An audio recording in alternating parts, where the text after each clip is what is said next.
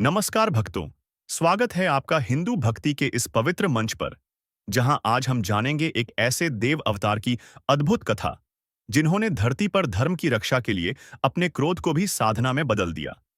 यह कथा है भगवान परशुराम की, जो भगवान विष्णु के छठे अवतार माने जाते हैं। भक्तों, भगवान परशुराम का नाम सुनते ही मन में वीरता, धर्म और अदम्य संकल्प की छवि उभर आती है। वह केवल एक योद्धा नहीं थे, वह ज्ञान, शक्ति और न्याय का अद्भुत संगम थे। उनका जीवन सिखाता है कि सच्चा धर्म वह है जो अहंकार और अन्याय के विरुद्ध खड़ा होता है। कहानी की शुरुआत होती है त्रेता युग से। पृथ्वी पर क्षत्रियों का प्रभाव बहुत बढ़ गया था। राजा और योद्धा अपनी शक्ति का दुरुपयोग करने लगे थे। वे जनता पर अत्याचार करने लगे और धर्म की सीमाएं तोड़ दीं। ब्राह्मण, साधु और आर्षि निरंतर पीड़ा में थे। तब भगवान विष्णु ने सोचा, अब समय आ गया है कि मैं इस धरती पर उतरकर धर्म की पुनर्स्थापना करूं। और इस प्रकार उन्होंने परशुराम रूप में अवतार लिया। उनका जन्म हुआ महान आर्षि जमदग्नि और माता रेणुका के घर। वह जन्म से ही तेजस्वी और ज्ञानवान थे। बचपन में ही उन्होंने वेदों का गहन अध्ययन किया, ध्यान, योग और अस्त्र शस्त्र विद्या में निपुण हो गए। उनका नाम परशुराम इसलिए पड़ा क्योंकि उनके हाथ में हमेशा रहता था परशु, भगवान शिव द्वारा दिया गया दिव्य अस्त्र। भक्तों, भगवान परशुराम का शिव से गहरा संबंध रहा। कहा जाता है कि परशुराम ने वर्षों तक भगवान शिव की कठोर तपस्या की थी। उनकी भक्ति से प्रसन्न होकर शिव ने उन्हें अपना प्रिय अस्त्र परशु और अपार शक्ति प्रदान की। शिव बोले, परशुराम, अब तुम वह बनो जो अन्याय के विरुद्ध धर्म की तलवार बन सके।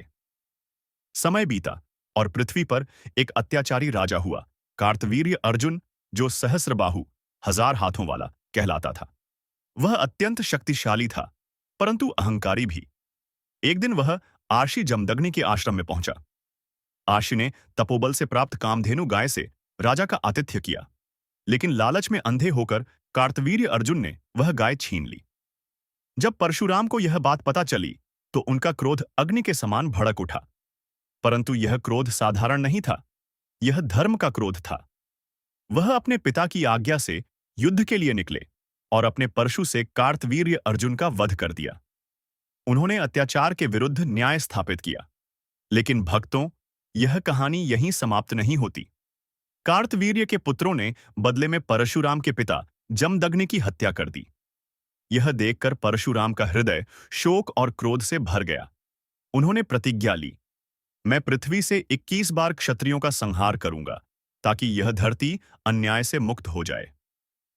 उन्होंने अपने संकल्प को पूरा किया। उन्होंने प्रत्येक बार उन राजाओं को दंड दिया जो धर्म से भटक गए थे, लेकिन उनका उद्देश्य विनाश नहीं था। उनका उद्देश्य था संतुलन स्थापित करना। इसलिए उन्हें कहा गया, क्रोध और धर्म का संतुलन। भक्तों, भगवान परशुराम का जीवन हमें यह सिखाता है कि जब भी अन्याय बढ़ता है, तो धर्म की रक्षा के लिए दृढ़ता आवश्यक है। उनका क्रोध केवल न्याय के लिए था, अहंकार या बदले के लिए नहीं। उन्होंने हमेशा ब्रह्मतेज और क्षत्रिय बल दोनों का आदर्श प्रस्तुत किया। कहा जाता है कि परशुराम एकमात्र ऐसे देव अवतार हैं जो अमर हैं। वह आज भी जीवित हैं, और जब भी धरती पर अधर्म बढ़ता है, वह पुनः प्रकट होते हैं। यह भी मान्यता है कि वह भगवान श्री राम और श्री कृष्ण दोनों से मिले थे। जब श्री राम ने शिव धनुष तोड़ा, तो परशुराम स्वयं आए और श्री राम के दिव्य तेज को देखकर उन्हें विष्णु का अवतार मान लिया। उन्होंने श्री राम से कहा, राम, तुम्हारे रूप में धर्म की स्थापना होगी, अब मेरा कार्य पूर्ण हुआ। और यह कहकर वह हिमालय की ओर प्रस्थान कर गए। भगवान परशुराम का जीवन तपस्या, संयम और न्याय का प्रतीक है। उन्होंने दिखाया कि क्रोध बुरा नहीं, परंतु उसका प्रयोग केवल धर्म के लिए होना चाहिए। उन्होंने साधना और शक्ति दोनों को एक साथ जोड़ा। इसलिए वह योद्धा ब्राह्मण कहलाए, जो ज्ञान में गहरा और शक्ति में अपार था।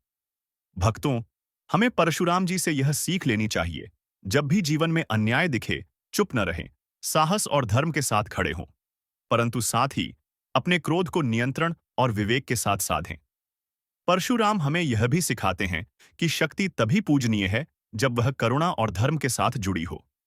उनका जीवन यह संदेश देता है, धर्म का पालन करो, अहंकार से दूर रहो और अपनी शक्ति का उपयोग केवल न्याय के लिए करो।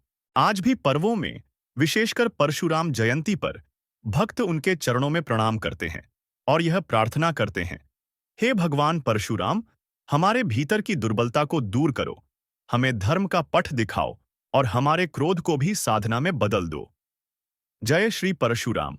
हर हर महादेव।